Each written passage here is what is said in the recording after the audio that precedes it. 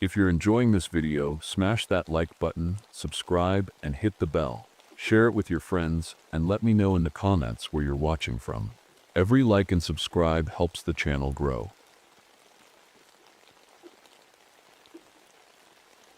My name is Daniel Harmon, park ranger at Boundary Waters, Minnesota for almost 15 years now.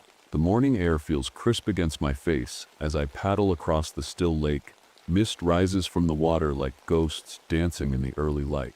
This is my favorite time of day, just me, my canoe, and the gentle call of loons in the distance. I dip my paddle silently, careful not to disturb the perfect mirror of the lake's surface. A family of otters plays near the shore, tumbling over each other like happy children. I smile, despite the heaviness in my chest. The divorce papers sitting on my cabin table have been there for 3 days now. Sarah finally had enough of my obsession, as she called it. "Those woods will swallow you whole someday," she told me, before she left. Maybe she's right. But this forest is in my blood. I notice how quiet certain parts of the woods have become lately. The deer and wolves avoid these areas. Even the birds go silent. Something isn't right, and I need to find out what. My canoe slides up to the shore, and I pull it onto the rocky beach. As I stand to gather my gear, a strange feeling washes over me, like eyes watching from the trees. I scan the tree line but see nothing unusual. Still, the feeling stays with me as I shoulder my pack and head toward the remote ranger station I need to check. The sun filters through the pine branches, making patterns on the forest floor. I should feel at peace here. This is my home more than any building has ever been, but today something feels off. The woods are too quiet in a way that makes the hairs on my neck stand up. I touch the scar on my left cheek, a reminder of the bear I faced back in '58. That day taught me respect for the wilderness. But what I'm feeling now isn't about bears or wolves. It's something else. Something I've been tracking in my journals for years while the other rangers laugh behind my back. I just hope I'm wrong about what's out here. But deep down, I know I'm not. I reach the Miller's campsite just as the sun hits the middle of the sky. Something's not right. The pot still hangs over a smoldering fire, beans half cooked inside. A blue tent flaps open in the breeze. But no people, not anywhere. "Hello?" I call out. "Ranger Harmon here. Anyone around?" Only the wind answers back. A small teddy bear sits propped against a log like someone placed it there on purpose. It's worn and loved, the kind of toy a child carries everywhere. I pick it up, feeling the soft fur between my fingers. "This belongs to someone," I mutter. "Someone who wouldn't just leave it behind." I scan the ground and spot footprints in the soft dirt. Mom, Dad, 2 kids. Normal at first. But then they change. The steps get long, deeper, like whoever made them suddenly started running, or was dragged. And then I notice something that makes my blood run cold. The forest has gone completely quiet. No birds chirping, no squirrels chattering, nothing. Just dead silence pressing against my ears. I pull out my compass to mark my location. The needle spins wildly around and around, never settling. That's not possible. Not unless a strange smell hits me, like wet leaves mixed with something metallic, like copper, like blood. I move toward a cluster of pines and stop short. Deep marks cut into the bark about 7 feet up. Not bear claws, not anything I've seen before. The cuts are too precise, too deliberate. My radio crackles to life, making me jump. Back to the station comes a voice through the static. "This is Harmon." "Say again," I respond. "Found them. Need help." The voice fades in and out. But that's impossible. I'm the only ranger in this sector today. As the shadows grow longer, I hear something that freezes me in place. A woman's voice, soft and familiar, calling from deep in the trees. "Danny? Danny? Are you there?" It's Sarah's voice, my ex-wife's voice. But Sarah is 200 miles away in Minneapolis. I grip my rifle tighter and whisper to myself, "Whatever you are, I'm coming for you." I still remember the day I joined the army. I was just a kid, really, scared but trying not to show it. Korea taught me things no school ever could. like how to feel danger before you see it. How to stay alive when everything around you wants you dead. You've got good instincts, my sergeant told me once. Trust them. I've been trusting them ever since. My ex-wife Sarah never understood why I chose this life. You could work anywhere, she'd say. Why these woods?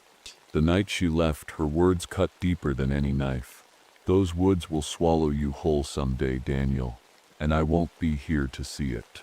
The other rangers are good folks. They respect me because I find people when they get lost. But they keep their distance too. They've heard me talk about the strange things I've seen out here. Tracks that don't match any animal. Voices where no person could be. They smile and nod, but I see the look in their eyes.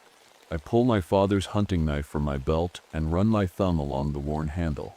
It's all I have left of him. He vanished in these same woods back in '41. I was just a boy then.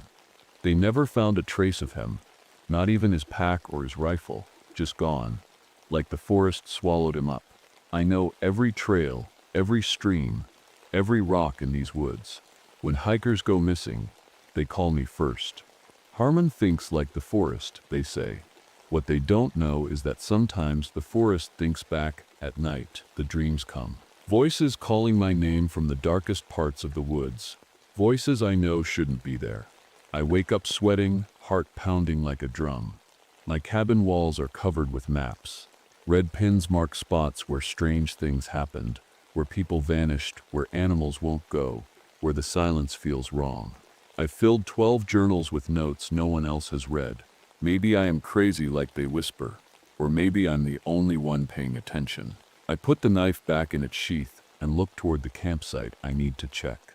The Millers, Mom, Dad, 2 kids were supposed to check in yesterday. They never did. Something in my gut tells me this isn't just folks forgetting to call in.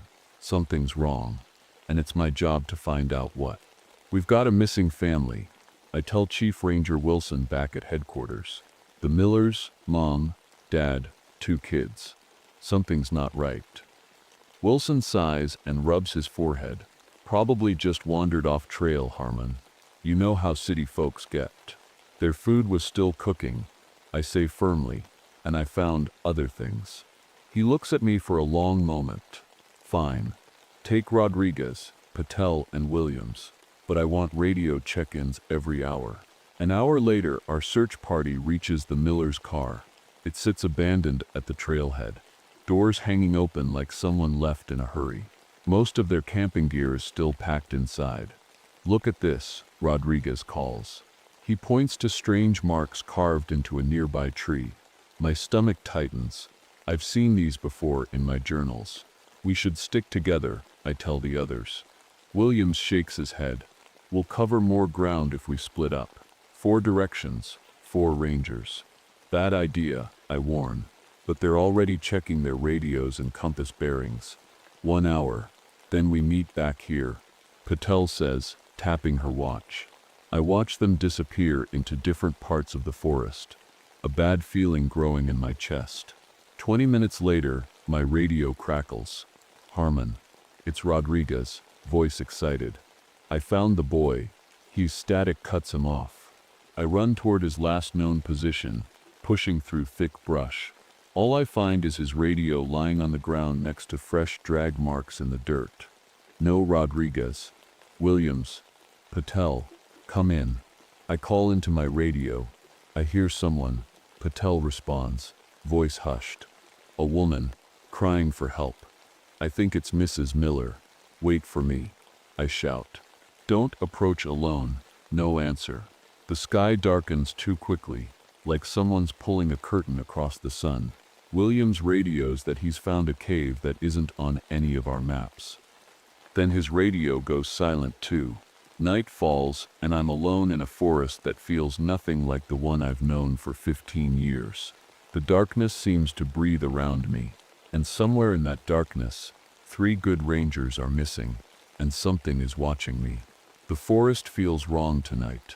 The darkness is too thick, like ink spilling between the trees. I keep my flashlight beam steady, following the drag marks where Rodriguez disappeared. Williams. Patel. Anyone copy? I try the radio again. Nothing but static. Then I see him. Williams stands with his back to me about 50 feet ahead, staring at something. I call out, relief washing over me. Man, am I glad to see you. He doesn't turn around, doesn't move at all. I approach slowly, my boots crunching on dead leaves. Williams. When I reach him, I see what he's staring at. A young woman stands in a small clearing, her outline fuzzy in the mist. It's his daughter Emily. But that's impossible. Emily lives in California. Dad, she says, her voice sweet, but somehow off. I've been looking everywhere for you. Williams reaches toward her, his eyes glassy and unfocused. That's not your daughter, I whisper, grabbing his arm. Williams, snap out of it. The girl's head turns just her head, while her body stays perfectly still. It rotates all the way around, like an owl. But what faces us isn't a human face anymore. It looks like tree bark stretched over a skull, with 2 black holes where eyes should be. Daniel, it says in Williams' voice. Perfect. Exact. Don't you want to see Sarah too? Williams breaks free from my grip and runs toward the thing. Before I can stop him, the creature moves faster than anything should move, and Williams is gone. Just gone. I hear a scream from somewhere to my left. Patel. I find her hanging from a pine tree, wrapped in something that looks like hardened sap. Her eyes are open but empty. Help me, says Sarah's voice from behind me. Danny, please help me. I don't turn around. I know what's there isn't my ex-wife. You can wear any face, I say, my voice shaking despite my best efforts.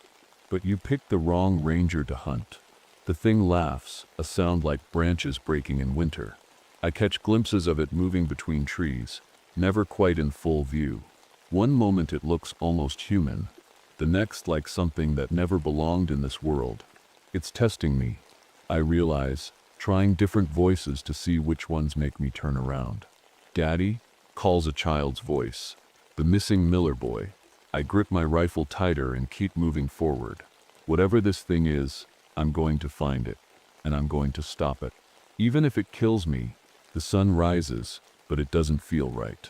The light seems gray and weak, like it's afraid to touch the forest floor. I've been searching all night, moving in circles, following tracks that lead nowhere. Then I find him. Mr. Miller, or what's left of him. He's propped against a tree, his throat torn open. His arm is stretched out, finger pointing deeper into the woods, like he's trying to tell me something even after death. I cover him with my jacket and mark the location on my map. I'll come back for you, I promise quietly. About a mile further, I hear soft crying. Following the sound, I find Mrs. Miller sitting on a fallen log, rocking back and forth. She's alive, but her eyes look empty, like nobody's home inside. Mrs. Miller, I approach slowly. I'm Ranger Harmon. I'm here to help you. She doesn't look at me, just keeps rocking and whispering the same words over and over. It wears their faces. It wears their faces. I give her water, which she drinks without seeming to notice. When I ask about her children, she just points to a thick stand of pines and keeps rocking. Beyond the pines, I find something that makes my skin crawl. A nest, not like a bird's nest, but something twisted and wrong. It's made of branches bent into impossible shapes, woven together like a basket. Inside are watches, wallets, glasses, toys, things that belong to people. I pick up a silver pocket watch and nearly drop it when I see the initials. J.H. James Harmon. My father's watch. He's been here all along, I whisper, clutching the watch. All these years, a movement catches my eye. At the edge of my flashlight beam stands a small boy in dirty pajamas. Tommy Miller. He doesn't speak, just raises his hand and beckons me to follow. Tommy, are you hurt? I call softly. He turns and walks into the shadows. I follow, keeping my distance. Something's not right about how he moves, too stiff, like a puppet. I catch up to him in a small clearing and reach for his shoulder. Tommy, we need to. He turns around and for just a second, His face slips like a mask sliding sideways. Underneath is something that isn't human at all. I stumble backward as the thing that isn't Tommy tilts its head and smiles with too many teeth. "Where's your sister?" I ask, trying to keep my voice steady. The thing points up. In the branches above us, Emily Miller hangs like a broken doll, her head moving in perfect sync with her brother's. When he raises his arm, she raises hers. When he smiles, she smiles, and I realize with horror that whatever this thing is, it's controlling them both like toys. "Let them go," I say, raising my rifle. The children laugh together, the same laugh at the exact same time. And then they speak with one voice, not a child's voice at all. "Ranger Harmon," they say together. "We've been waiting for you." I make it back to headquarters with Mrs. Miller, but she hasn't spoken a word since I found her. The doctors say she's in shock. I don't tell them what I saw in the woods. They wouldn't believe me anyway. Chief Wilson stares at me from across his desk. 3 rangers missing, a man dead, and you're telling me it's some kind of, what exactly? I don't know what to call it, I admit, but it's been taking people for years, decades maybe. Wilson sighs. "Harmon, you're the best tracker we've got, but this story," I place my father's pocket watch on his desk. "This belonged to my father. He disappeared in 1941. I found it in that thing's nest." Wilson picks up the watch, turning it over in his hands. "Could be a coincidence." "You know it's not," I say quietly. That afternoon I drive to the local library in town. Miss Jenkins, the old librarian, has been here longer than anyone can remember. If anyone knows the history of these woods, it's her. Boundary Waters has secrets, she tells me, pulling out dusty books and newspaper clippings, things the tourism board doesn't want people to know. She shows me articles dating back to the 1800s. Loggers who vanished, hunters who came back changed, if they came back at all. Native American warnings about a place in the forest where the spirits walk between worlds. They called it the hungry place, Miss Jenkins whispers, where the trees have eyes and the shadows have teeth. One article from 1932 catches my eye. A search party of 7 men went looking for a missing child. Only one returned, babbling about something that could wear people's faces. They locked him in the asylum, Miss Jenkins says. He died still screaming about it. I find a map from 1879 that shows a strange circle drawn in the deepest part of the forest. Written across it in faded ink, "Do not enter." That area doesn't exist on modern maps, I realize, comparing it to my ranger maps. "Because they want people to forget," Miss Jenkins says. Her eyes look suddenly older, sadder, but it remembers us. As I leave the library, the sun is setting. Miss Jenkins grabs my arm with surprising strength. "It gets stronger when it feeds," she warns. And it's been feeding well lately. Back in my cabin, I spread out all my maps and journals. The pattern is clear now. Every 20 years the disappearances spike. We're in that cycle now. I think about Rodriguez, Williams, and Patel, about the Miller children still out there somewhere, about my father. Outside my window the forest waits, and somewhere in its depths something is watching my cabin, waiting for me to come back. I load my rifle and pack my gear. This ends tonight. The forest feels different at night. Every shadow seems to move. Every branch looks like a reaching hand. I follow my compass, heading toward the spot marked on that old map. The place they called the hungry place. My flashlight flickers, then dies. I shake it, but nothing happens. The darkness presses in around me. "You won't need that anyway," says a voice behind me. My father's voice. I spin around. A figure stands there, tall, wearing my dad's old hunting jacket. His face is hidden in shadow. "You're not him," I say, my voice steady despite the pounding in my chest. The figure steps closer. "Don't you recognize your own father, Danny? My father disappeared 44 years ago, and now I've come back for you." The figure moves into a patch of moonlight. It's my dad's face exactly as I remember it. But his eyes are all wrong. Empty. Like looking into deep wells. "You left me here," it says in my father's voice. "You stopped looking." "I never stopped," I whisper. The thing wearing my father's face smiles. Then why did it take you so long to find me? I back away, keeping my rifle raised. What are you? It tilts its head, studying me. I am the forest. I am the hunger in the dark. I am the thing that waits. Where are the Miller children? I demand. Safe, it says. Like all the others. Part of me now. The trees around us seem to pulse like they're breathing. I hear whispers, hundreds of voices speaking just below hearing level. Let them go, I say. It laughs, and the sound makes my skin crawl. You can join them, Daniel. Or join me, like your friends did. From the darkness step Rodriguez, Williams, and Patel. They move wrong, jerky, like puppets. Their eyes are the same empty wells as the thing pretending to be my father. It doesn't hurt, Rodriguez says, his voice flat. Not after you stop fighting. We're all together here, adds Williams. Patel just smiles, her head tilting at an impossible angle. I feel something tugging at my mind, like fingers trying to pry open my thoughts. Images flash in my head. Sarah, my father, people I've lost. Memories twisted into nightmares. Stop it, I growl, pressing my hands against my temples. I can give them back to you, the creature promises. Everyone you've lost. Just put down the gun. For a moment. Just a moment. I almost believe it. Then I remember Mrs. Miller's empty eyes. The Miller children moving like broken toys. You're lying, I say. You don't give anything back. You just take. The thing wearing my father's face snarls, and for a second the mask slips. Underneath isn't a face at all. Just darkness and hunger. Then I'll take you too, it hisses. And the forest around me comes alive. The trees bend toward me, branches reaching like hands. The ground shifts under my feet.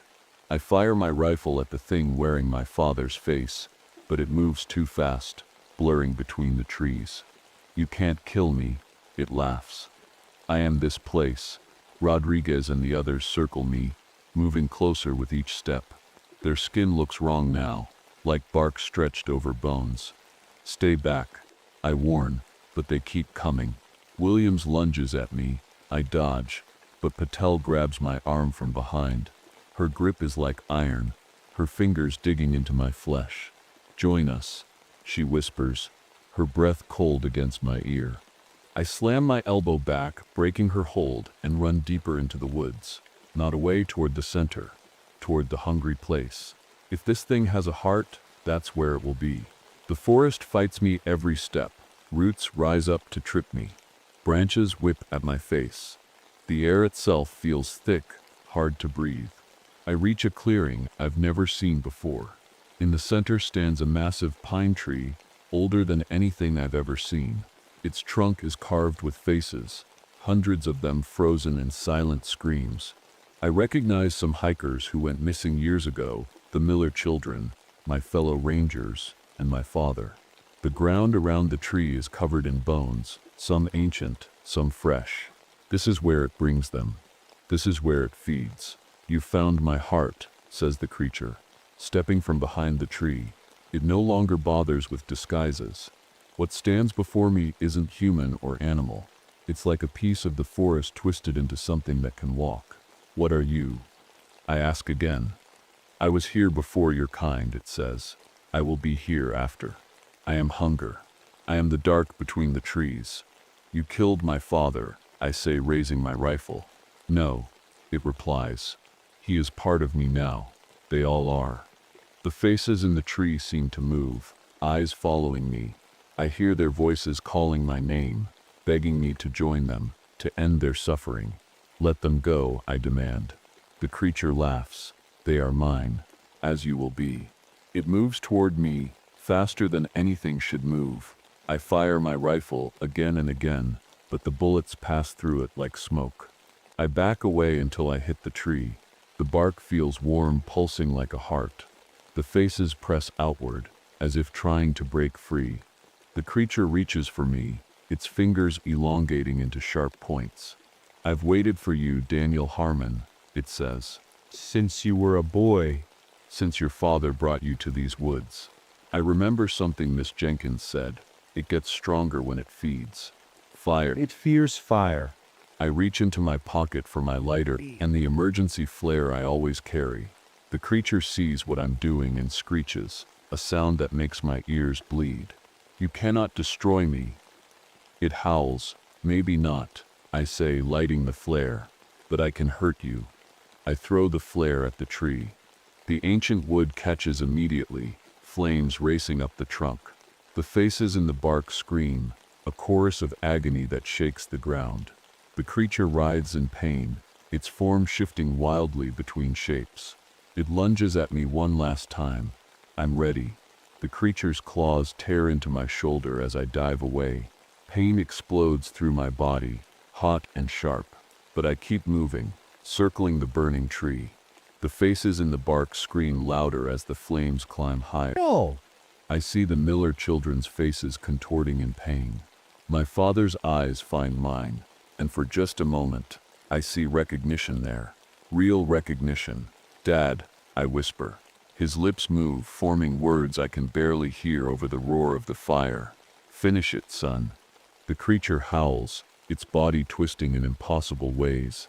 It's weakening as the tree burns, but it's not dead yet. Not gone. I pull out my hunting knife, my father's knife, and cut my palm. Blood drips onto the ground. You want to feed? I shout at the thing. Come and get me. It turns toward me, drawn by the blood. Its hunger is stronger than its pain. I run, leading it away from the tree. If I can separate it from its power source, maybe I can kill it, or at least weaken it enough to save the others. The forest blurs around me as I sprint through the darkness. The creature follows, shrieking in rage. Trees crack and fall in its wake. I reach the edge of a cliff, a sheer drop to the rocks and water below. Nowhere left to run. The creature corners me, its form shifting between all the people it's taken. My father, the Rangers, the Miller children. Each face appears and melts away into the next. You cannot escape, it says with 100 voices at once. I'm not trying to escape, I tell it, gripping my knife tighter. It lunges at me. I dodge sideways and drive my knife deep into what passes for its chest. It screams, a sound that splits the night. Black liquid that isn't blood pours from the wound. But it's not enough. It grabs me with impossible strength, lifting me off the ground. I feel its hunger pulling at me, trying to draw me in like all the others. Let them go, I demand, struggling against its grip. Never, it hisses. They are mine, forever. I look into its eyes, bottomless pits of hunger, and make my choice. Then take me instead, I offer. Let them go and I'll stop fighting. The creature pauses, considering. You would sacrifice yourself? Yes, I say. But you have to free them first. All of them. It laughs, a terrible sound. You have no power to bargain. Human. Maybe not, I admit. But I have this. I pull the second flare from my pocket and strike it against the creature's body. It ignites, and the thing shrieks in agony as flames spread across its form. We struggle at the edge of the cliff, burning together. Through the fire, I see the faces in its body screaming, pulling free. The Miller children. Rodriguez, Williams, Patel. My father. Go, I shout to them. Run. The creature, burning and shrinking, claws at me in desperation. We teeter on the edge of the cliff. My father's face appears one last time in the flames. I'm proud of you, son, he says. Then we fall together. The creature and I, down toward the rocks below. As we fall, I hear the forest screaming. Not just the creature, the entire forest. Like something ancient and terrible is being torn from the world. The last thing I see before we hit the water is the night sky, full of stars, beautiful and cold and free. And I think Sarah was right. These woods did swallow me whole. But at least I'm taking this thing with me. 3 days later, a search party finds me washed up on the rocky shore of Lake Superior, barely alive. The doctors say it's a miracle I survived the fall. They don't understand how my wounds are healing so fast. I don't tell them about the black liquid that sometimes seeps from my cuts instead of blood. Chief Wilson visits me in the hospital. We found the Miller children, he says, his voice low. They were wandering in the woods, confused but alive. They don't remember anything. And the others, I ask. Rodriguez, Williams, Patel, Wilson looks away. No sign of them, but we'll keep looking. I nod, not telling him what I know, that they're free now, but not in a way he'd understand. At night, when the nurses aren't watching, I study my reflection in the window. Sometimes, just for a second, my face shifts, like something else is looking out through my eyes. I feel it inside me, a piece of the creature that didn't die, a hunger that wasn't there before. It whispers to me in the dark, telling me about the taste of fear and the joy of the hunt. Sarah comes to visit, her eyes red from crying. They told me you fell off a cliff, she says, taking my hand, that you shouldn't have survived. I didn't. I want to tell her. Not all of me. Instead, I squeeze her hand and smile. I'm tougher than I look. She wants me to come home with her when I'm released. Away from the forest, away from Boundary Waters. I tell her I will. It's safer that way for everyone. The day I leave the hospital, I make Wilson promise to close off that section of the forest. Tell them it's unstable, dangerous, anything. Just keep people out. He agrees, thinking I'm traumatized. Maybe I am. I pack up my cabin, loading boxes into my truck. My journals go in last. 12 volumes of notes about something no one believed existed. Until now. As I drive away, I look in my rearview mirror at the trees growing smaller behind me. For a moment, I think I see faces in the trunks, watching me go.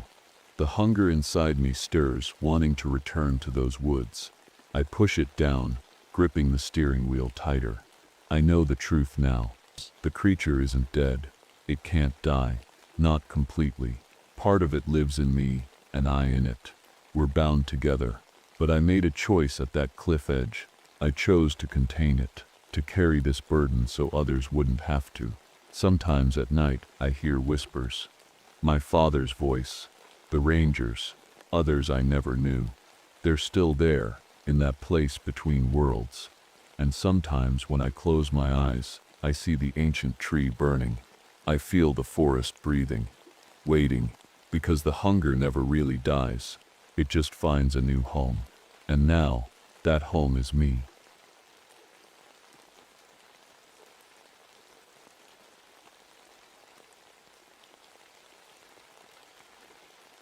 My name is Maggie Thornton, and until 3 weeks ago, I was just a regular park ranger at Glacier Ridge National Park. I loved my job. Every morning, I'd wake up in my little cabin near the ranger station, make a cup of strong coffee, and step outside to breathe in that crisp mountain air.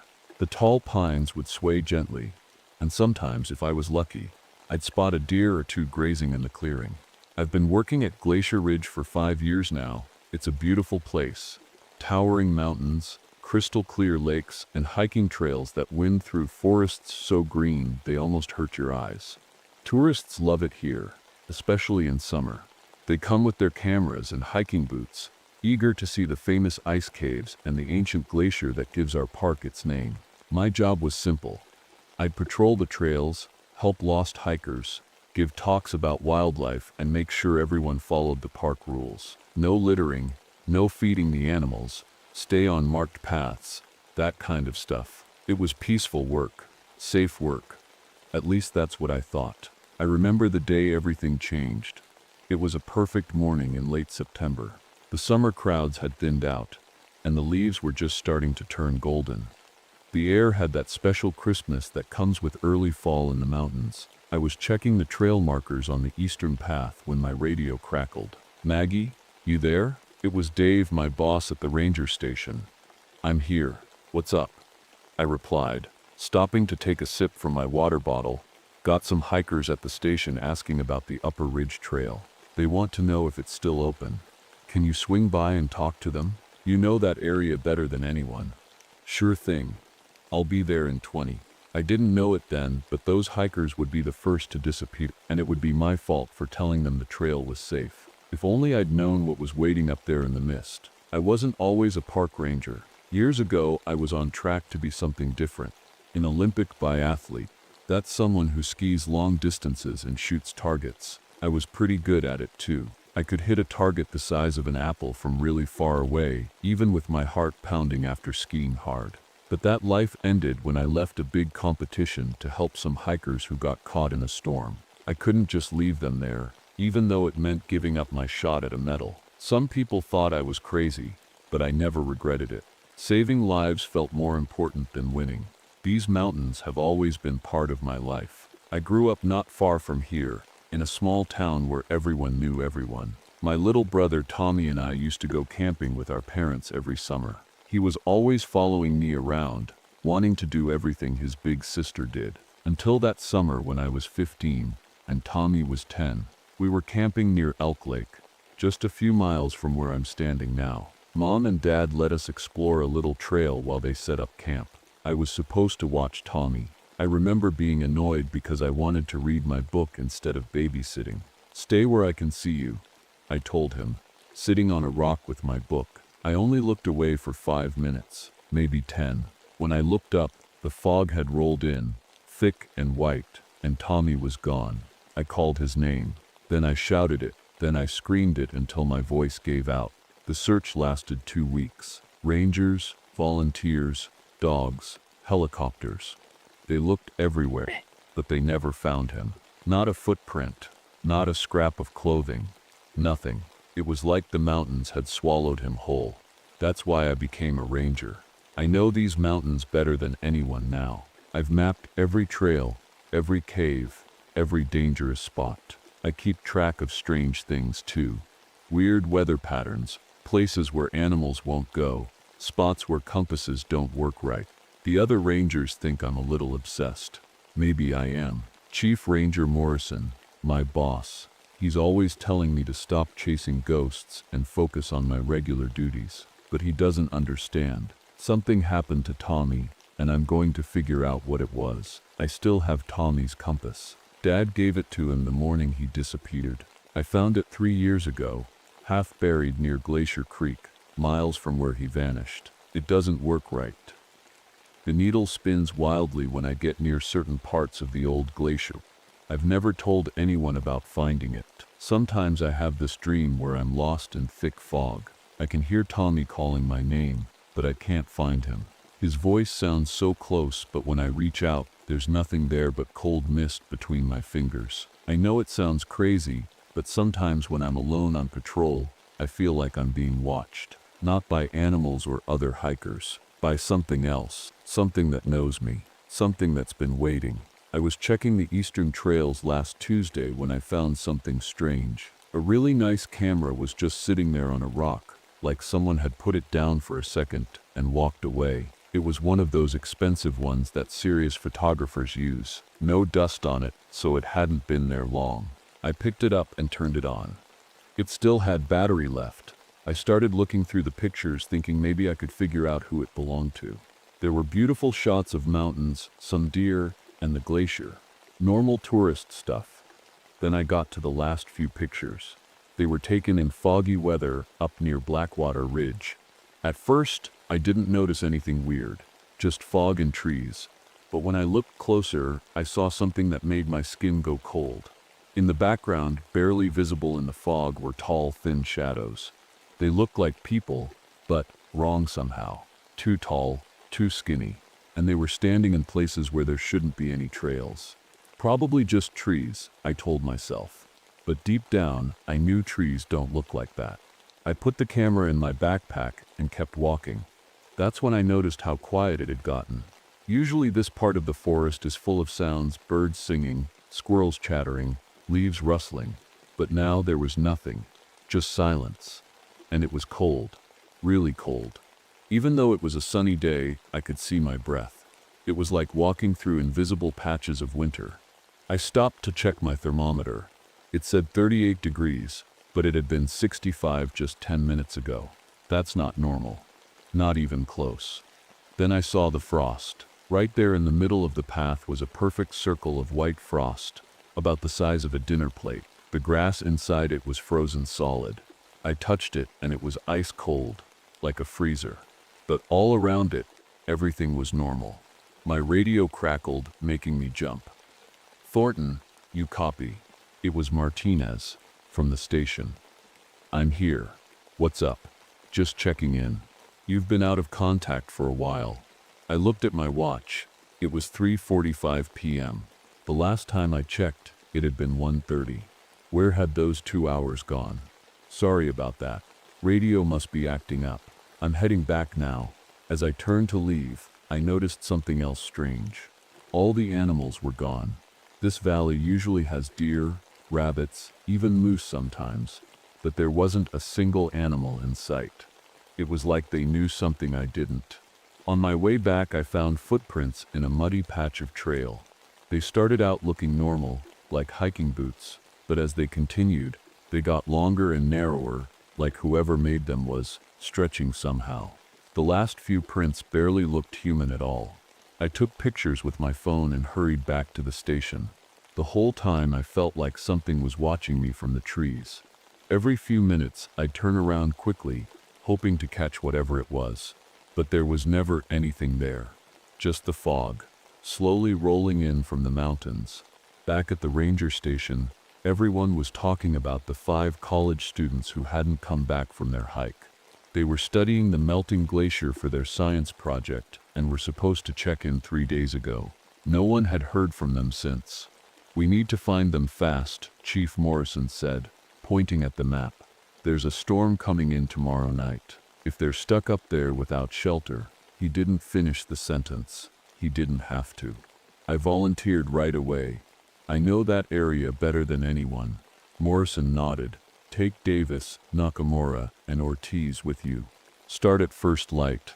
That night I couldn't sleep. I kept thinking about those weird pictures on the camera I'd found. Those tall shadows in the fog. I almost told Morrison about them, but something held me back.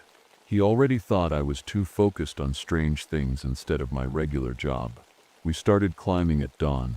The morning was clear, but I could see fog hanging around the glacier, which was unusual for that time of day. We followed the trail the students had marked on their permit form. "Look at this," Davis called out around noon. He was kneeling by some bushes, looking at something on the ground. It was a perfect circle of frost, just like the one I'd seen before. "That's weird," Nakamura said, touching it. "It's ice cold, but everything around it is normal." Ortiz, who was usually joking about everything, looked serious. "My grandmother used to talk about cold spots. She said they were places where the barrier between worlds gets thin." We found the students' camp at about 3 o'clock. It was wrong. Their tents were still up, sleeping bags laid out. A pot of half-cooked pasta sat on a portable stove, but everything was frozen solid, like it had been left in a freezer. "This doesn't make sense," Davis said, breaking a fork that had been left in a bowl. "It's 60 degrees today. How is this frozen?" I picked up a journal next to one of the sleeping bags. The last entry made my hands shake. Day 3. We keep seeing people inside the glacier, not trapped but walking around like they're in hallways we can't see. They're tall and thin. They watch us. The fog comes when they get close. Mark thinks we should leave, but Dr. Wells wants to get pictures first. We spread out to look for signs of where they went. That's when Ortiz called us over to the edge of camp. "Footprints," he said, pointing at the ground. There were boot prints leading away from the camp toward the glacier. But mixed in with them were other prints, long, narrow marks that didn't look human at all. We followed the trail. It led straight to a huge crack in the glacier crevasse that dropped down into darkness. "Hello," I called out. "Park rangers. Is anyone down there?" My voice echoed back, but then we heard something else. A weak voice calling for help. We found one of the students, a guy named Alex, wedged in a narrow ice tunnel about 30 feet down. He was barely alive, his skin blue with cold, even though he was wearing a heavy winter coat. As we pulled him up, he kept mumbling. "They live in the fog. They only see you when you move." "Who?" I asked, wrapping him in an emergency blanket. "Who lives in the fog?" His eyes were wild with fear. "The cold people. They took the others, pulled them into the ice." He grabbed my arm with fingers that felt like ice. "Don't let them touch you. Their fingers freeze everything they touch." Then he said something that made my blood run cold. "They called us by name." They knew us. And one of them was calling your name too, Maggie. Before I could ask him what he meant, fog started pouring out of the crevasse like water, thick and white and impossibly cold. It surrounded us in seconds, so dense I couldn't see Davis, who had been standing just 5 feet away. "Stay together," I shouted. But all I heard back was screaming. The fog was so thick I couldn't see my own hand in front of my face. It was cold too. Not normal cold, but a deep biting cold that went straight to my bones. "Davis, Nakamura, Ortiz." I called out, but my voice sounded flat, like the fog was swallowing the sound. I heard Davis scream somewhere to my left. Not a scared scream. A pain scream. I ran toward the sound, bumping into rocks and stumbling over uneven ground I couldn't see. I found him sitting on the ground, holding his right arm. Even in the dim light, I could see something was terribly wrong. His arm was covered in frost from his fingertips to his shoulder, like it had been dipped in ice. "Something grabbed me," he gasped, his teeth chattering, pulled me toward the glacier. It was so cold. I wrapped his arm in my emergency blanket and helped him stand. "We need to get you down the mountain." That's when we heard voices calling from deeper in the fog. "Help us. Please help." It sounded exactly like one of the missing students. "We're over here." Davis started to move toward the voice, but I grabbed him. "Wait, something's not right." The voice called again, but this time it changed in the middle, like a radio station switching channels. It started as a student's voice, but ended with a strange clicking sound. Then I saw it. A tall figure moving through the fog about 20 feet away. Really tall, maybe 7 feet or more. It was thin, too thin to be human, with arms that hung down past its knees. Its skin was almost see-through, like ice with something dark moving inside. It turned toward us, and I saw its face, if you could call it a face. It had holes where eyes should be, and a mouth that was just a dark slash. No nose, no ears, just those empty eyes staring at us. When it moved, it left a trail of frost in the air. "Don't move," I whispered to Davis. "I think it sees movement." We stood frozen as the thing drifted closer, its head tilting like it was listening for something. It raised one hand, and I saw its finger. Long, skinny things that ended in points, not like human fingers at all. My radio crackled, making us both jump. The creature's head snapped toward us, and it moved with shocking speed. "Run," I yelled, pulling Davis with me. We ran blindly through the fog. Behind us, I heard that clicking sound again, like icicles breaking. Then Nakamura screamed somewhere to our right. I stumbled over something soft on the ground. Looking down, I saw Ortiz. He wasn't moving. His body was completely frozen, like a statue, his face locked in a look of terror. His skin had a blue tint, and frost covered his eyelashes. Davis made a choking sound. "What is happening? What are these things?" I pulled him away from Ortiz's body. "We need to get to the lookout tower. It's not far." As we moved through the fog, I saw more of the creatures. They seemed to phase in and out of sight, most visible when they moved. They were hurting us, I realized with horror, driving us toward the glacier. One of them touched a tree as it passed, and the bark instantly frosted over, cracking with a sound like gunshots. We found Nakamura leaning against a rock, his breathing shallow. Where one of the creatures had touched his leg, the skin was black with frostbite. "They're not human," he said, his voice weak. "They came out of the ice. I saw them forming from the fog." Together, we half-carried Nakamura toward the old fire lookout tower I knew was nearby. Behind us, the clicking sounds grew louder, and the fog swirled with movement.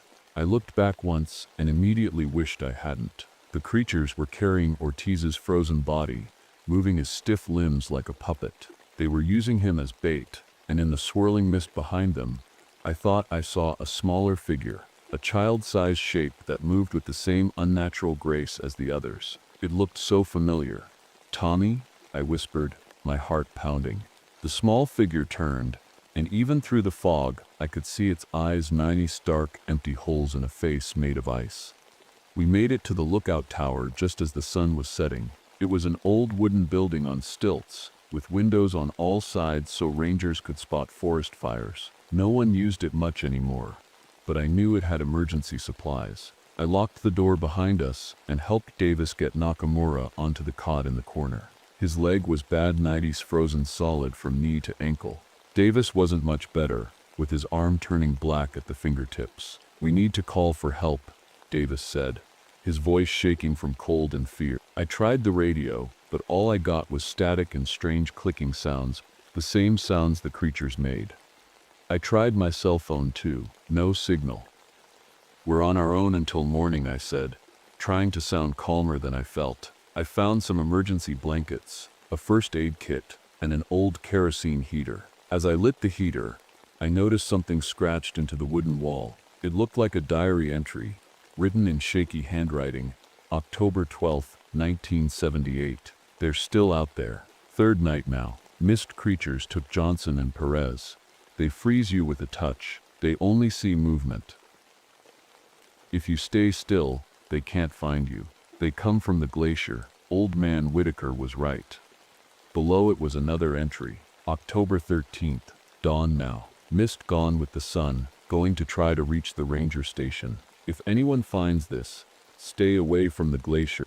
They've been here for centuries. The miners in 1907 found them. The Blackfoot tribe called them the Cold Walkers." I remembered stories my grandfather told me about the Blackfoot legends. They spoke of tall, thin spirits that lived in the ice and stole people during foggy nights. I always thought they were just scary stories to keep kids from wandering off. "Look at this," I said, showing Davis and Nakamura the writing on the wall. Nakamura's eyes widened. "I've heard about this. There was a search party in the 70s that went missing.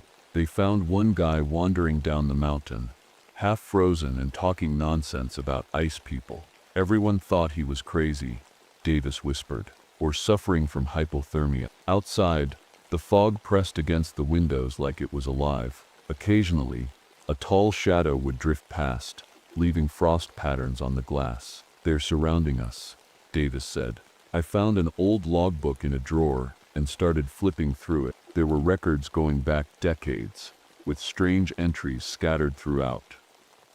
1907, 3 miners reported seeing people walking inside the glacier. All 3 disappeared the next day. 1932, Ranger Thompson reported unusual fog patterns near Blackwater Ridge. Found frozen animals with no explanation. 1955, hiker found wandering severe frostbite. Claimed ice peoples took his companions. 1978, search party of 5 sent to find missing hikers. Only 1 returned. And then a single entry that made my blood freeze. 1995, boy 10, disappeared near Elk Lake. Search found nothing. Sister 15 reported people in the fog but parents dismissed claim. 1995, the year Tommy disappeared. I must have made a sound because Davis looked at me with concern. "What is it?" I showed him the entry. That boy was my brother. Outside, the clicking sounds grew louder. The temperature in the tower dropped so fast I could see my breath. The windows frosted over completely, blocking our view. Then we heard a voice, a child's voice. "Maggie, Maggie, help me. I'm cold." It sounded exactly like Tommy. "Don't listen," Nakamura warned, his face pale. They mimic voices, but it was so real, so familiar. "Maggie, why did you leave me? You were supposed to watch me." I pressed my hands over my ears, but the voice seemed to come from inside my head now. "They've been keeping me, Maggie, for years and years." "I'm so cold." A small handprint appeared on the frosted window, a child's hand. Despite everything I knew, everything I'd seen, I found myself moving toward the window. "Don't." Davis grabbed my arm. "It's not him. It can't be." But I had to know. I wiped a small circle in the frost and looked out. And Tommy looked back at me, but it wasn't really Tommy. It had his face, but the eyes were all wrong. Black holes that went on forever. Its skin was blue-white and translucent. When it smiled, I saw teeth made of ice. "I found your compass," it said in Tommy's voice. "Come get it, Maggie." Behind this thing that wasn't Tommy, the tall creatures gathered, their empty eyes fixed on the tower, waiting. I backed away from the window, my hand shaking. That thing outside wasn't Tommy. It couldn't be, but it had his face, his voice. "They're trying to trick you," Davis said, pulling me toward the center of the room. "They want you to open the door." The temperature kept dropping. Our breath hung in the air like little clouds. The kerosene heater flickered and went out, even though it still had fuel. "They're pulling the heat away," Nakamura whispered. His face was turning blue, and ice crystals were forming in his eyebrows. "They're going to freeze us out." Outside, the not Tommy kept calling my name. The other creatures scraped at the walls with their long, pointed fingers. Each scratch left trails of ice on the wood. "We need to make it until sunrise," I said, trying to think clearly, despite the cold and fear. "The old ranger's note said they leave when the sun comes up." I checked my watch. It was only 9:30 p.m. Dawn wouldn't come until around 6 a.m., more than 8 hours away. "We won't last that long in this cold," Davis said, his teeth chattering. "Not without heat." I searched through the supplies again and found some emergency candles and matches. I lit all the candles and placed them around us in a circle. They gave off a tiny bit of heat, not much, but better than nothing. "Huddle together," I said. "Body heat." We sat in a tight circle, wrapped in emergency blankets, with the candles around us. The scratching on the walls got louder. The wood began to crack as the intense cold froze the moisture inside it. "Tell us about your brother," Nakamura said suddenly. "The real Tommy." I looked at him, surprised. "It'll help you remember he's not that thing out there," Nakamura explained, "and it'll keep our minds working." So I told them about Tommy, how he loved collecting rocks and always carried that compass our dad gave him, how he wanted to be a park ranger when he grew up, how he followed me everywhere, even when I didn't want him to. "I was reading a book when he disappeared," I said, the guilt washing over me again. "I should have been watching him." "You were just a kid yourself," Davis said gently. A particularly loud crack made us all jump. One of the windows had split from the cold. Fog began seeping through the crack, bringing that bone-deep chill with it. "We need to block it," I said, looking around for something to use. Davis took off his jacket and stuffed it into the crack. It helped a little, but the fog kept finding ways in. The candles started going out one by one, their flames smothered by the cold. The darkness crept closer. "Maggie," the thing with Tommy's face called from right outside the broken window. "I'm sorry I wandered off. Please let me in. I'm so cold out here." I closed my eyes tight, trying to block out the voice. "It's using your guilt," Davis whispered. "Don't listen." A loud thump shook the whole tower, then another. The creatures were throwing themselves against the walls, trying to break in. "They're getting more aggressive," Nakamura said, his voice weak. The frostbite on his leg was spreading, creeping up past his knee. I checked my watch again. 11:45 p.m. Still so long until dawn. Another window cracked, then another. The fog poured in faster now, bringing that unnatural cold with it. The last candle flickered and died. In the darkness, I felt something touch my hand, something ice cold and not human. I screamed and jerked away. A tall figure loomed over me, barely visible in the darkness. Its long fingers reached for my face. Davis swung a chair at it and the creature shattered like glass, breaking into chunks of ice that quickly melted into fog. "They can break," he shouted. But more fog was pouring in, forming into more creatures. They rose up from the mist like people emerging from water, their bodies taking shape right before our eyes. "The door," I gasped, pointing. The lock was covered in ice, cracking under the pressure. With a splintering sound, the door burst open. Cold fog rolled in like a wave, and with it came the creatures, 5, 10, 15 of them, filling the small tower. And leading them was the one with Tommy's face. It smiled at me with ice crystal teeth. "Found you, Maggie." We backed into a corner, surrounded. Davis grabbed a broken chair leg, holding it like a weapon, but we all knew it wouldn't help much. "The sun," Nakamura whispered urgently. "When does the sun hit the tower first?" "Which direction?" "East side." I said. But that's hours away. Maybe not, he said, pulling something from his pocket. It was a small signal mirror, the kind hikers carry for emergencies. If we can reflect the moonlight. It was a desperate idea, but it was all we had. The moon was full tonight, bright enough to cast shadows. As the creatures closed in, I grabbed the mirror from Nakamura and angled it to catch the moonlight streaming through the broken windows. I aimed the reflected light at the nearest creature, where the concentrated beam hit its chest. The ice-like body began to steam slightly. The creature made that clicking sound and backed away. "It's working," Davis shouted. I swept the beam across the room, driving the creatures back toward the door. But there were so many, and the mirror was so small, and the one that looked like Tommy stayed in the shadows, watching with those empty eyes.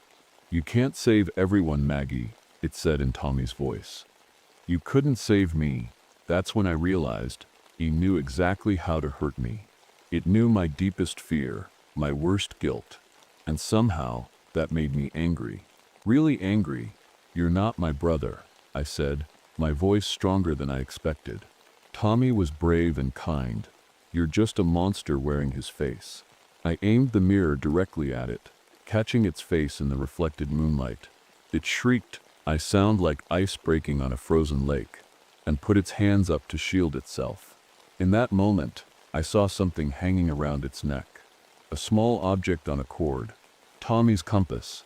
The sight of Tommy's compass hanging from that thing's neck hit me like a punch to the stomach. That compass was real. It wasn't some trick or copy. It was the actual compass my dad had given Tommy. The one I'd found years ago near Glacier Creek. "Where did you get that?" I demanded, keeping the mirror's light on its chest. The creature hissed, backing away from the light. "It's mine now, just like Tommy is mine." Davis was using a piece of broken glass to reflect moonlight at the other creatures, keeping them at bay. But they were learning, staying in the shadows, waiting. "What do you mean, Tommy is yours?" I asked, my voice shaking. The creature tilted its head in a way that was so much like my brother, it made my heart hurt. "We keep what we take. They become like us. Cold, hungry, forever." Nakamura groaned from behind me. The frostbite was spreading up his body now, his skin turning black in patches. "Ask it about the glacier," he said through chattering teeth. "What are you?" I asked the creature. "Why are you here?" It made a sound like icicles tinkling in the wind. A laugh. "We were here before your kind. When the mountains were covered in ice, we slept in the deep cold." "The glacier," Davis whispered. "They were trapped in the glacier." The creature nodded, its movements jerky like a puppet.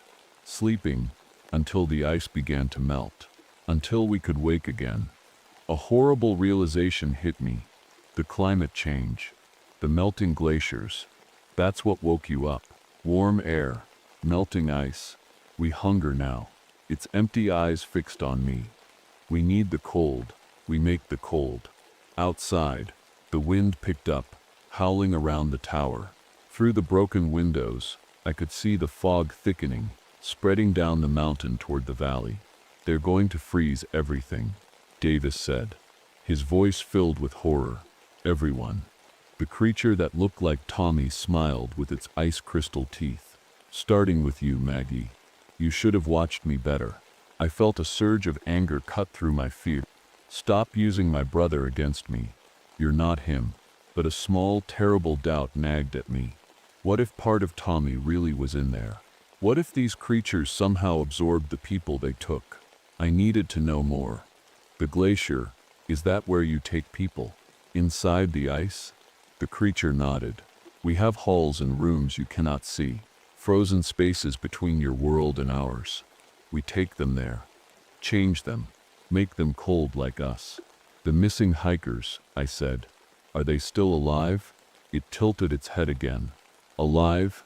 Not like you. Changed. Becoming cold." "Can they be changed back?" Davis asked. The creature made that tinkling laugh again. "Only if you melt us all, destroy our home. But you can't. We are too many now." I checked my watch.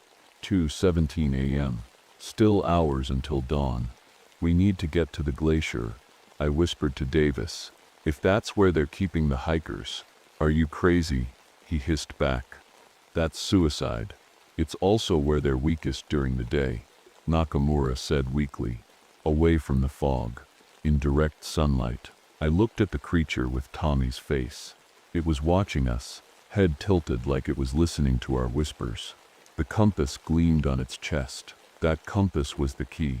I knew it somehow. It had led me here, and now it would lead me to the truth about Tommy. We need to get past them, I said. Get to the glacier at sunrise. Davis nodded grimly. How? I looked around the tower, desperate for anything we could use. My eyes fell on the kerosene heater. It had gone out, but there was still fuel in it. Heat, I said. They hate heat. I grabbed the heater and unscrewed the fuel tank. The smell of kerosene filled the air. What are you doing?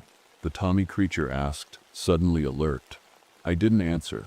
I tore strips from the emergency blanket and stuffed them into the fuel tank, leaving part hanging out like a wick. When I like this, I told Davis, grab Nakamura and run for the east trail. It leads straight to the glacier. What about you? Davis asked. I'll be right behind you. The creature seemed to sense our plan. It moved closer, its icy body blocking the doorway. You can't leave, Maggie. You belong with me now. With us. I don't belong with monsters, I said, pulling out my matches. Not monsters, it said, and for a second its voice sounded so much like the real Tommy that my hand froze. Family. I've been waiting for you for so long. I hesitated, the match unlit in my hand. Maggie, don't listen, Davis warned. The creature reached out one long, ice-cold hand toward me. Stay with me, like you were supposed to. For a moment, just a moment, I almost believed it. The guilt I'd carried for 15 years weighed on me like a stone. Then I remembered something, a detail that broke the spell. Tommy was afraid of the dark. I said, he always slept with a night light. The real Tommy would never want to live in the dark ice. The creature's face changed, twisting into something inhuman. The pretense dropped away. Then die with the others, it hissed. I struck the match and lit the kerosene-soaked rags. They caught immediately, blazing up with intense heat. The creatures shrieked, backing away from the flames. I threw the makeshift torch at the largest group of them, and they scattered, their bodies steaming where the heat touched them. Now, I shouted. Davis grabbed Nakamura, pulling him toward the door. I followed, holding another lit strip of blanket as a torch. We burst out of the tower into the foggy night. The creatures swirled around us, just out of reach of our small flames. Their clicking sounds filled the air, angry and hungry. We ran through the fog, following the faint trail. Behind us, the lookout tower creaked and groaned as the intense cold warped its wooden frame. The Tommy creature called after us, its voice echoing strangely in the fog. You can't escape, Maggie. The glacier is our home. We kept running, our small flames the only defense against the creatures that darted in and out of the fog around us. Each time they got close, I swung my burning rag at them, driving them back. But our flames were getting smaller, and the trail to the glacier was still long. And somewhere in that glacier, if the creature was telling the truth, were the missing hikers.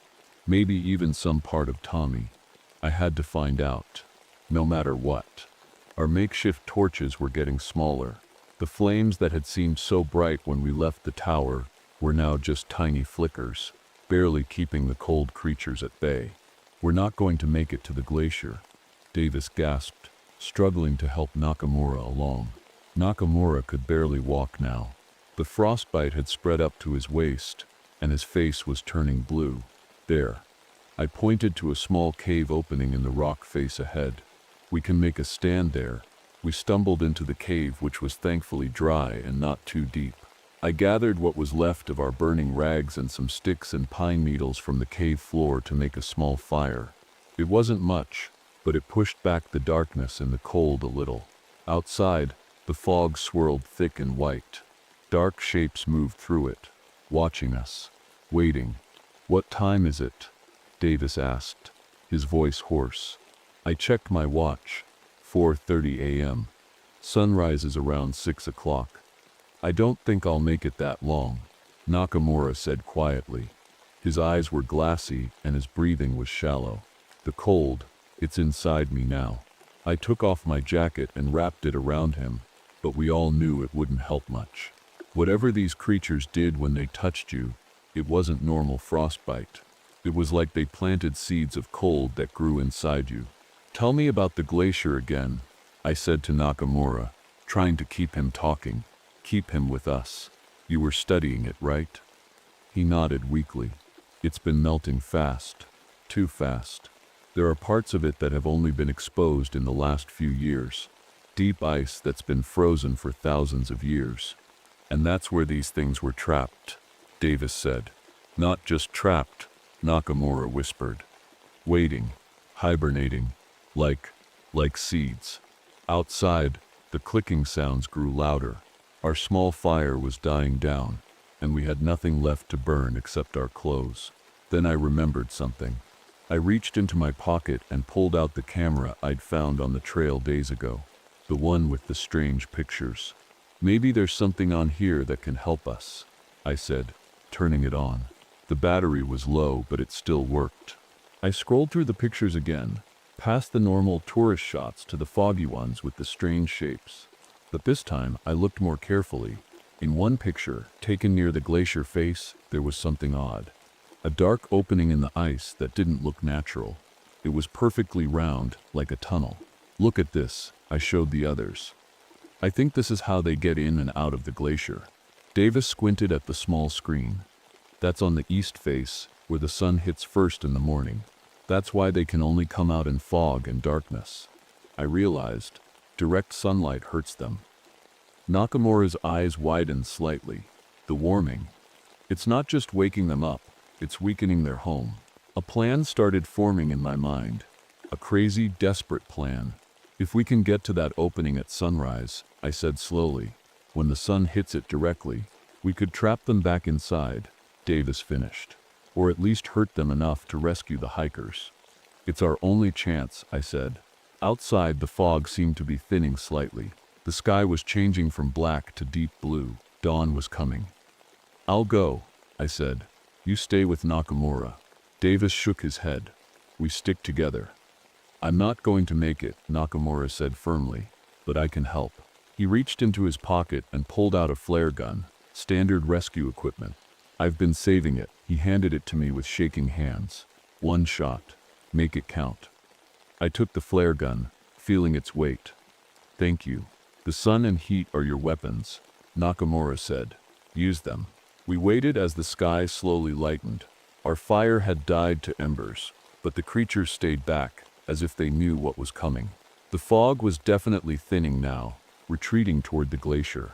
It's time, I said, checking my watch. 5:45 a.m. Davis helped Nakamura sit up against the cave wall. We'll come back for you, he promised. Nakamura smiled weakly. I know. We stepped out of the cave into the pre-dawn light. The fog was pulling back like a tide, flowing toward the glacier. The dark shapes moved with it, gliding just out of sight. They're retreating to the glacier, Davis said. That's where we need to go too, I replied. We followed the fog, keeping to the areas where it was thinnest. The sky grew lighter by the minute. Birds began to sing cautiously in the trees around us. As we got closer to the glacier, I could see the fog pouring into that round opening I'd spotted in the photo. The creatures were streaming into it like bees returning to a hive. There, I pointed. That's their doorway. We crept closer, hiding behind rocks. The first rays of sunlight were just touching the tops of the mountains, but the glacier face was still in shadow. We need to get closer, I whispered. I need a clear shot with the flare. Davis nodded. I'll create a distraction. Before I could stop him, he picked up a rock and threw it at the nearest ice creature. It made that clicking sound and turned toward us. Hey, ice face, Davis shouted. Over here. The creature moved toward him with frightening speed. Davis ran to the right, away from me, drawing it after him. I used the distraction to move closer to the opening. I could see it clearly now, Mayas. a perfect circle in the ice, about 6 feet across. Cold fog poured out of it like smoke from a chimney, and standing guard beside it was the creature with Tommy's face. The compass still hung around its neck, catching the growing light. It saw me and smiled that terrible ice crystal smile. "Too late, Maggie. We're already home." "Not all of you," I said, raising the flare gun. It laughed that tinkling laugh. "You can't hurt us. We are too many." "I'm not aiming at you," I said. The sun crested the mountain ridge, and the first direct rays hit the top of the glacier. The ice lit up like gold. The creature hissed and backed toward the shadow of the opening. "The light burns, but it won't stop us. We'll come back tonight, and the next night, until we've taken everything." "No," I said, "you won't." I aimed the flare gun at the ice above the opening, and a spot where the sunlight was hitting directly. The ice there was already starting to glisten with meltwater. "What are you doing?" the creature asked, suddenly uncertain. "Ending this," I said, and pulled the trigger. The flare shot out with a whoosh, trailing red fire. It hit the ice exactly where I aimed, and for a second, nothing happened. Then the ice began to crack. The heat from the flare combined with the warming sunlight was too much for the already weakened glacier. A large chunk broke free, then another. The creature screamed, "My-s," a sound like breaking glass. My-s, ease began to fall around it. "No," it shrieked. "You'll kill them all." "Who?" I demanded. "The hikers, Tommy." It reached for the compass around its neck, holding it like a shield. "All of us. We are them now. They are us." The ice was falling faster now, blocking the round opening. The creature tried to run back inside, but more ice crashed down. In that moment, as the sun hit its face directly, I saw it change. The ice-like skin became more transparent, and inside I saw faces. Human faces, pressed against the creature's skin like people trapped under the surface of a frozen pond. And one of them looked like Tommy, not the fake Tommy face the creature had been wearing, but my real brother, exactly as he had been at 10 years old. His eyes met mine, and I saw recognition there, and something else. Relief. "Tommy," I whispered. The creature screamed again as more ice fell. The avalanche was getting bigger, covering the opening completely. Davis ran back to me, grabbing my arm. "We need to get back. The whole face is coming down." I couldn't move. I was staring at the creature as the sun hit it fully. It was melting now, its body becoming clear water that ran down into the cracks in the ice. And as it melted, something fell from around its neck. The compass. I darted forward and grabbed it just as a massive section of the glacier broke free. Davis pulled me back just in time as tons of ice crashed down, completely sealing the round opening. We ran back toward the trees as the avalanche continued. The sound was deafening, like the mountain itself was breaking apart. When we finally stopped, safe among the trees, I looked back. The entire face of the glacier had collapsed, leaving a pile of broken ice where the opening had been. The fog was gone. The air was clear and warming in the morning sun. I looked down at the compass in my hand. It was Tommy's all right. Nita. I recognized the small scratch on the case where he had dropped it once. But now, for the first time in years, the needle was steady, pointing north like a normal compass should. "Is it over?" Davis asked, breathing hard. I watched as the sun climbed higher, turning the broken ice into 1,000 sparkling diamonds. "I think so," I said, "for now." But I wasn't entirely sure, because just before the creature melted completely, I had seen something in its eyes. Not fear or anger. Patience. The kind of patience that comes from sleeping in ice for thousands of years. The kind that can wait for the sun to set and the fog to return. We hiked back to the cave where we'd left Nakamura. I clutched Tommy's compass the whole way, afraid it might disappear if I put it in my pocket. The needle stayed steady, pointing north like any normal compass should.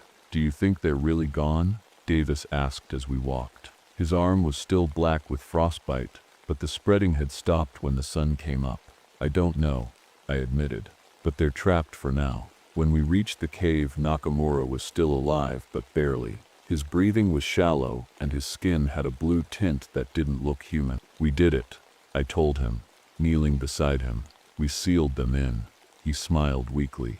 The hikers? I couldn't answer. I'd seen those faces inside the creature, trapped, changed. I didn't know if they could ever be normal again.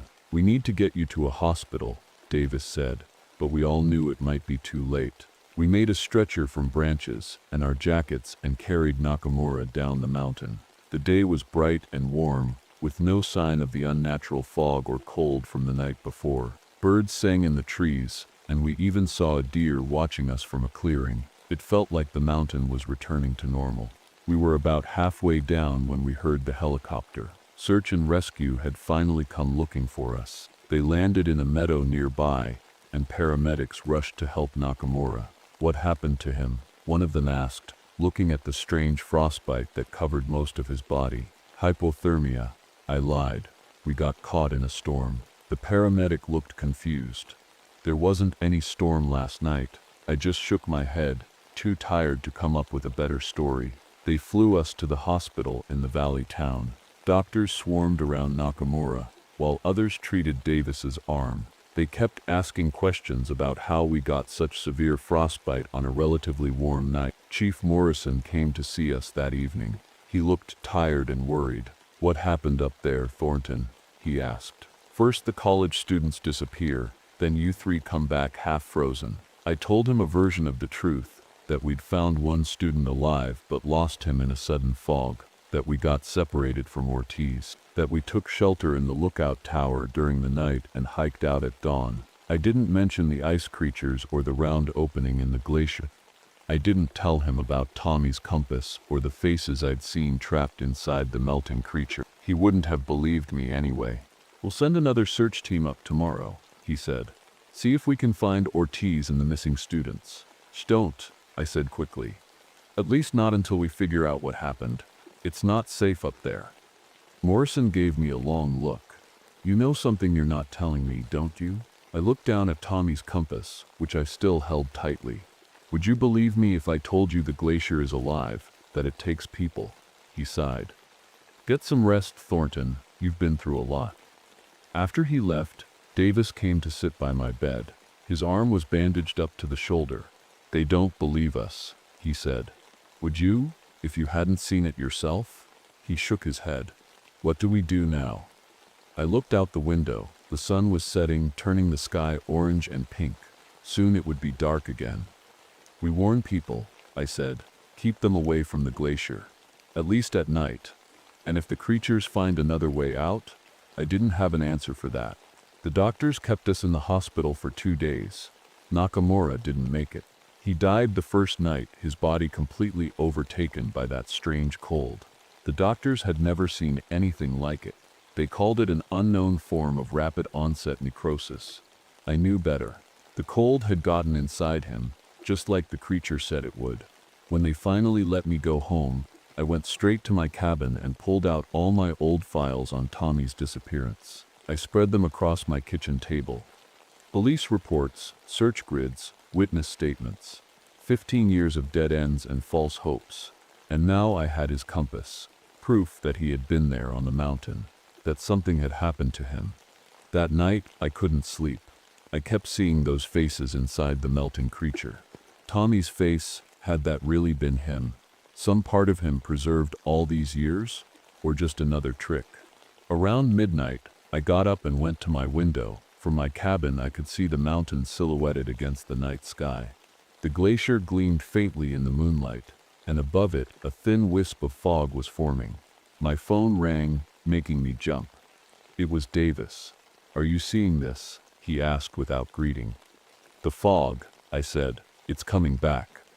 I don't think we stopped them, Maggie. I think we just made them angry. I watched as the fog thickened, spreading from the glacier down the mountainside. It was moving faster than normal fog should, almost like it had a purpose. What do we do? Davis asked. I looked down at Tommy's compass on my bedside table. The needle was spinning wildly again, just like it used to whenever I got near certain parts of the glacier. We need to tell people the truth, I said, whether they believe us or not.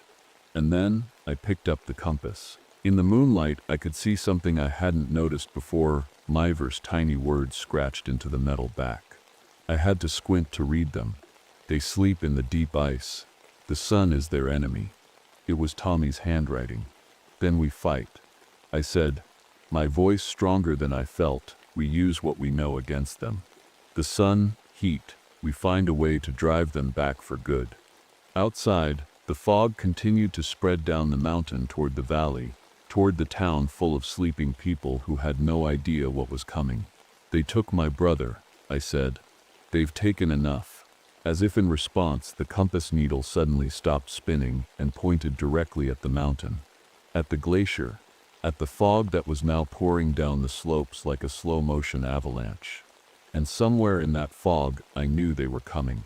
The cold walkers, the mist people, the things that had once been human but were now something else entirely. They were coming for us all, and this time they wouldn't stop until everything was as cold and dead as they were. I put the compass in my pocket and grabbed my car keys. Meet me at the ranger station, I told Davis. We need to warn everyone. As I stepped outside, the night air felt colder than it should have for September. My breath fogged in front of my face, and from the direction of the mountain, carried on the wind, I heard a sound like icicles breaking. They were calling, and part of me, the part that had never stopped looking for Tommy, wanted to answer. But I got in my car and drove toward town instead, toward people who needed to be warned, people who might not believe me until it was too late, because some things should stay frozen, some doors should remain closed, and some mysteries are better left unsolved. But as I drove, I couldn't help glancing in my rearview mirror at the fog rolling down the mountain behind me, getting closer, always closer, and I wondered if I was already too late.